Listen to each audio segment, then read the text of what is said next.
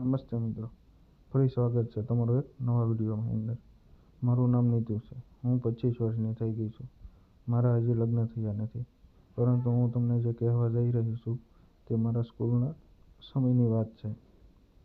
જ્યારે હું 12મા ધોરણમાં ભણતી હતી અને ત્યારે મારું શરીર થોડું મોટું થઈ ગયું હતું, એટલે હું આકારમાં મોટી થઈ ગઈ હતી. મને કહેવાનું બિલકુલ ગમતું ન હતું, એટલે લગભગ પાસ થવું મારા માટે અશક્ય હતું. અત્યાર સુધી હું પરીક્ષામાં નકલ કરીને પાસ થઈ ગઈ. તમને ખબર જ હશે કે છોકરીઓને નકલ કરવી કેટલી આસાન હોય છે, કારણ કે તેને છુપાવવા માટે ઘણી બધી જગ્યાઓ હોય છે, અને અમારા સ્કૂલની છોકરીઓ વધારે તપાસ પણ નહોતી થતી, એટલે હું દરેક પરીક્ષામાં સારા માર્ક્સે પાસ થઈ જતી. આ જ રીતે મેં 10મા ધોરણમાં પણ પાસ કરી લીધું હતું, પરંતુ હવે મારી 12મા ધોરણની પરીક્ષા નજીક આવી રહી હતી અને મને ખૂબ જ ડર લાગતો હતો, કારણ કે ભણવામાં ધ્યાન આપ્યું ન હતું અને મને વધારે પણ યાદ રહેતું નથી, એટલે ચોરી કરવા સિવાય મારી પાસે કોઈ બીજો રસ્તો પણ નથી. હજી મારી બીજી એક સહેલી છે, તેની મળીને અમે નાની નાની કાપલીઓ બનાવી રાખી. પછી અમે બંને વિચારવા લાગ્યા કે આને સંતાડશું ક્યાં, એટલે આપણે પકડાઈએ પણ નહીં. મારી સહેલી પણ મારી જેમ ભણવામાં કમજોર હતી. એના ઘરે કોઈ નહોતું. મારી સહેલી સ્કૂલનું યુનિફોર્મ પહેરેલું હતું. યુનિફોર્મ સફેદ રંગની લાંબી ફ્રોક જેવું, એટલે અમે બંને ડ્રેસની અંદર રબર બાંધીને કાપલીઓ છુપાવી અને પરીક્ષાઓ આરામથી બેસી જતા, અને પછી કાપલીઓની અંદર હાથ નાખીને આરામથી કાઢી લેતા. પછી થોડી કાપલીઓને છાતી ઉપર પણ છુપાવી દેતા. પરંતુ એક મુશ્કેલી હતી કે અંદર જે શર્ટ પહેર્યું હોય એની કાપલીઓ કાઢતી વખતે તેનું ઉપરનું બટન ખૂબ જ દુખતું, અને ઘણી કાપલીઓને અંદર પણ કાંઈ કે ત્યાં કોઈ તપાસ કરતું નહીં. અને બીજી વાતનો ડર હતો કે જો કોઈ છોકરો બાજુમાં બેઠો હોય તો તેની સામે અમારે હાથ નાખવો પડશે, પરંતુ આ બધું કરવું જ પડશે. થોડા દિવસ આમ જતા રહ્યા અને પરીક્ષાનો સમય આવી ગયો. અમારા બંનેની ચિંતા વધવા લાગી, પણ અમે જે વિચાર્યું હતું તે જ રીતે બધા પેપર બરાબર જતા રહ્યા. હવે આ છેલ્લું પેપર હતું, અને તે બાયોલોજીનું હતું. તે થોડીક તકલીફ થઈ ગઈ હતી. એવું બન્યું કે પરીક્ષામાં પેપર દેવા માટે બેઠી હતી અને લખવાનું શરૂ કર્યું. છેલ્લા 20 મિનિટ બચ્યા હતા અને મારું પેપર પૂરું થયું ન હતું.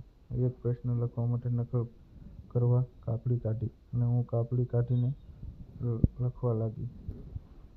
ત્યારે અચાનક પાછળથી સાહેબ આવી ગયા, અને સાહેબે મને નકલ કરતા પકડી.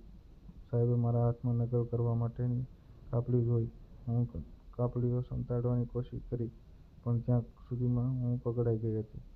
સાહેબે કાપલીઓ માંગી. મારે તેના હાથમાં કાપલીઓ દેવી પડી. સાહેબ મને તરત જ બહાર કાઢી, એટલે મારો ચહેરો રોવા જેવો થઈ ગયો. હું વિચારતી રહી કે હું શું કરું, અને ત્યાં સાહેબે મારું પેપર લઈ લીધું. પેપર ઉપર લખી નાખ્યું કે હું નકલ કરી રહી હતી. મેં વિચાર્યું કે આ વર્ષે ફેલ થઈ જઈશ. થોડીવાર પછી સમય પૂરો થઈ ગયો અને ઘંટી વાગી. હું હજી બહાર જ હતી.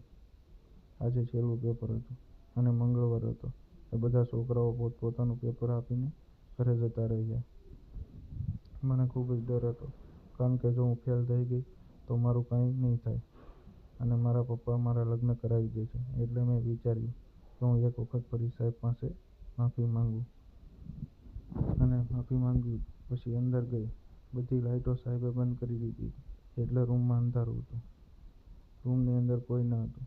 સાહેબ પેપર વ્યવસ્થિત ગોઠવી રહ્યા હતા. તેની પાસે જઈને હું ડરતા અવાજે ધીમેથી બોલી, સાહેબ, મારાથી ભૂલ થઈ ગઈ. મને માફ કરી દો. હું આવું ક્યારેય નહીં કરું. સાહેબે મારી વાત ઉપર ધ્યાન ન આપ્યું. મેં પાછું સાહેબને, જો તમે મને સજા આપવા માંગતા હોય તો મને મંજૂર છે, પરંતુ મને ફેલ ન કરતા.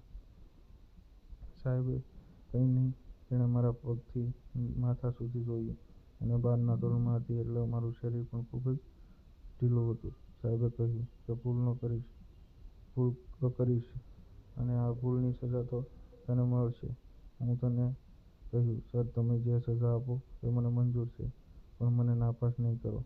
મારી વાત સાંભળીને સાહેબે કહ્યું, મારી એક શરત છે.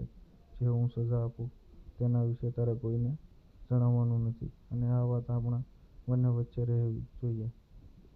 જો તને આ મંજૂર હોય તો હું આના પર વિચાર કરું. સાહેબની વાત સાંભળીને મેમો ખૂબ જ ખુશ થઈ ગઈ અને કહ્યું, હા સર, મને મંજૂર છે. હું કોઈને કંઈ નહીં કહું. મારી હાથ પાછળ પગ પછી સાહેબ બધા પેપર સાઈડમાં મૂકી દીધા અને તેના રૂમની બહાર ગયા અને આજુબાજુમાં નજર ફેરવીને પાછા અંદર આવ્યા. દરવાજો અંદરથી બંધ કરી દીધો અને ખુરશી ઉપર બેસી ગયા. હું તેની બાજુમાં ઊભી હતી. સાહેબે કહ્યું, બતાવ કે તે નકલ માટે કાપલીઓ ક્યાં ક્યાં છુપાવી. વાત સાંભળીને હું થોડી ડરી ગઈ. જ્યારે સાહેબે જોયું કે હું ડરી ગઈ છું તો તેણે મારા ખભા ઉપર હાથ મૂક્યો અને મને આશ્વાસન આપતા કહ્યું કે ડરવાની જરૂર નથી. મારી પાસે આવ અને મને બધું વિગતવાર બતાવ. સાહેબે પોતાનો હાથ મારી કમર ઉપર રાખ્યો અને મેં સાહેબને કહ્યું, હું મારી નકલની બધી જ કાપલીઓ ડ્રેસની અંદર છુપાવતી હતી અને ઘણી ખરી કાપલીઓ ઉપરના ભાગમાં છુપાવતી હતી. ત્યારે સાહેબે કહ્યું, મને દેખાડ, તું કઈ રીતે છુપાવે છે. હું ચૂપ થઈ ગઈ અને સરે ફરી વખત કહ્યું, ડરવાનું નથી. અહીંયા કોઈ નથી. મારી પાસે બીજો કોઈ વિકલ્પ પણ નહોતો. એટલે મેં અંદર હાથ નાખીને નકલની કોપીઓ સરને આપી. એટલે સરે કહ્યું, બીજી ક્યાં છે? ઈશારો કર્યો. ત્યારે સાહેબે કહ્યું, તે બહાર કાઢ, મારે કોઈ જગ્યાએ જોવી છે. કારણ કે હું બીજા વિદ્યાર્થીઓની ઉપર નજર રાખી શકું અને મને ફેલ થવાનો ડર હતો. એટલે મેં મનમાં વિચારી લીધું કે કંઈ પણ થાય, હું ફેલ નહીં થવા માંગતી નથી. એટલે મેં ડ્રેસ ઉપર કરીને બીજી કાપલીઓ પણ દેખાડી. કાપલીઓને મેં રબરથી બાંધીને છુપાવી હતી. સાહેબે બધી કાપલીઓ લઈને લીધી અને હાથ ફેરવવા લાગ્યા અને સાહેબ જાણી જોઈને તપાસ કરવામાં વધારે સમય લીધો અને તેની ઉંમર 40 વર્ષની હતી. પરંતુ તે ખૂબ જ તંદુરસ્ત હતો અને મને તેનાથી ખૂબ ડર લાગી રહ્યો હતો. અને સાહેબ જેવો નીચે હાથ નાખ્યો તો હું હેરાન થઈ ગઈ. સાહેબે કહ્યું, શાંતિથી, ફક્ત હું જોઈ રહ્યો છું. ત્યાં કાપલીઓ છુપાવી છે. મેં સાહેબને કહ્યું, સાહેબ, હવે કોઈ જગ્યા નથી. સાહેબ કહેવા લાગ્યા કે મને તારા ઉપર વિશ્વાસ નથી અને તે તપાસ કરવા લાગ્યા. થોડી વાર પછી સાહેબે મને બેન્ચ ઉપર બેસાડી દીધી અને પછી તપાસ કર્યા પછી સાહેબે મને મારું પેપર પાછું આપ્યું. મને કહ્યું કે આને ઘરે લઈ જઈ અને લખીને બુધવારે પાછું આપી દેજો. અને કહ્યું કે આ વિશે કોઈને જાણ ન થાય. જ્યારે પરીક્ષાનું રિઝલ્ટ આવ્યું ત્યારે હું સારા માર્ક્સથી પાસ થઈ ગઈ અને તે દિવસે મને ખબર પડી ગઈ કે જો તમારે કોઈ વસ્તુ પામવી હોય તો તમારે થોડું ગુમાવવું પણ પડે છે. તો મિત્રો, આ વાર્તા તમને કેવી લાગી કોમેન્ટ કરીને જરૂર બતાવજો. અને જો તમને વિડીયો પસંદ આવ્યો હોય તો વિડીયોને લાઈક અને ચેનલને સબસ્ક્રાઈબ કરવાનું ભૂલતા નહીં. ફરી મળીશું આવતીકાલે એક નવી વાર્તામાં. ત્યાં સુધી આવજો અને હા, મહેનત કરજો. નકલ કરીને પાસ થવામાં કશું મળતું નથી. તમે દરેક જગ્યાએ નકલ કરી શકતા નથી. વિડીયો પૂરેપૂરો જોવા બદલ ખૂબ ખૂબ ધન્યવાદ.